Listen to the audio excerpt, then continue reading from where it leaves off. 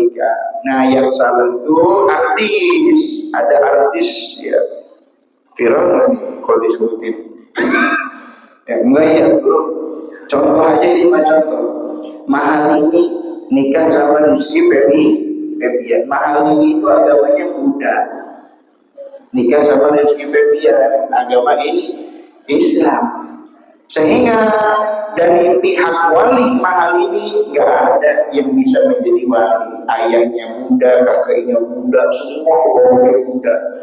Nah, si Mahal ini bisa nikah dengan wali yang ke-8, wali sultan, wali hakim. Kemarin pernikahan diselenggarakan tidak menggunakan wali hakim. Akhirnya batal pernikahannya, akan nikah lagi kedua kalinya.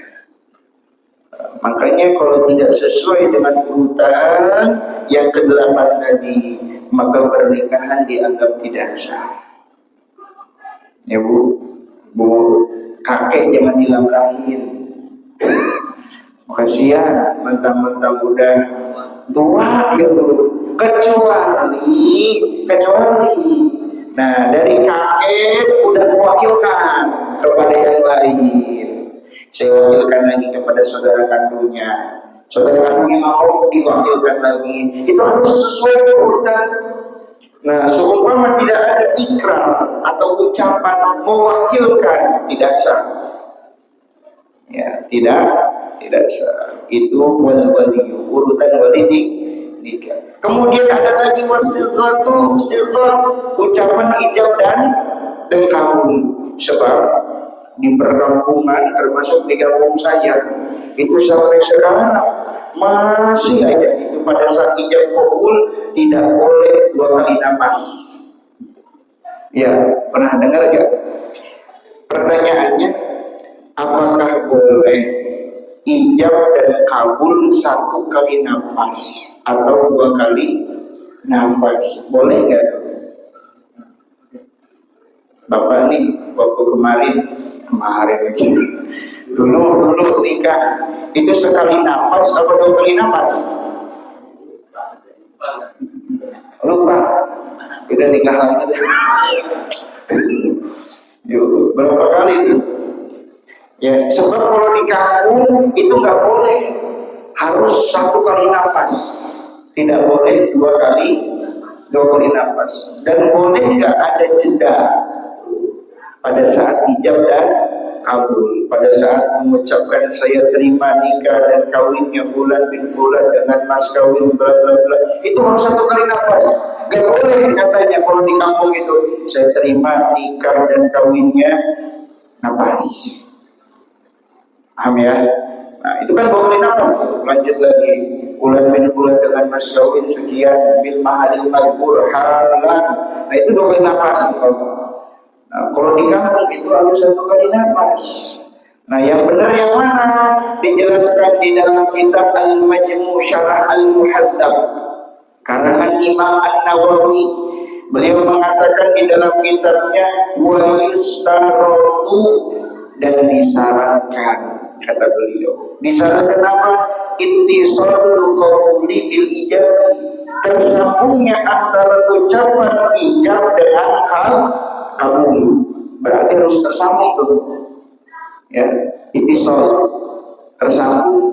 Nah, tapi konteks tersambung di sini walau tafarruqu, sekalipun seumpama adanya jeda, ya, walau tafarruqu bi faslin tawilin, ada jeda yang lama. Kira-kira 2 kali nafas jeda lama apa sebentar? Sebentar ya guru ya? Sebentar apa lama? Sebentar. Bukan bifaslin tawilin, bukan jeda yang sangat lama. Ya, 2 kali nafas itu. Nah, itu walau tafarruqu bifaslin tawilin, seumpama ada jeda yang panjang, kemudian au takallama bi kalamin, atau ada ucapan kalimat ya bainahuma antara ijab dan qabul itu selain perkataan ijab dan qabul atau perkataan-perkataan asing, bukan kalimat-kalimat ijab qabul. Nah, di situ lam yasihun nikah, tidak sah nikahnya. Nah, yang menjadi pertanyaan, jeda yang panjang itu seperti apa? Betul.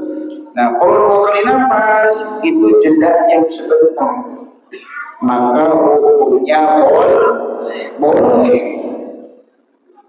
Ya, hukumnya boleh 2 kali nafas, karena itu tidak termasuk bifaslin tawilin, tidak termasuk jeda yang sangat panjang. Nah, yang nggak boleh itu pada saat ijab dan kabul ada ucapan kata-kata selain kata-kata ijab kabul, kata-kata asing umpama ya kaget atau ngomong apa gitu. Nah, itu tidak sah. Nah, itu wasilatu, ucapan ijab dan kabul harus ada di dalam urutan-urutan rukun nikah. Kemudian selanjutnya wasyahidani, adanya kedua saksi minimal dari perempuan maupun laki. Nah, kedua saksi nih, ini kasusnya banyak nih yang sering terjadi di kalangan masyarakat. 2 saksi minimal, yang menjadi pertanyaan, siapakah yang seharusnya dijadikan saksi? Siapa? Bu, yang harusnya dijadikan saksi pernikahan siapa? Pak RT. Ada PRT, ada PRW, ada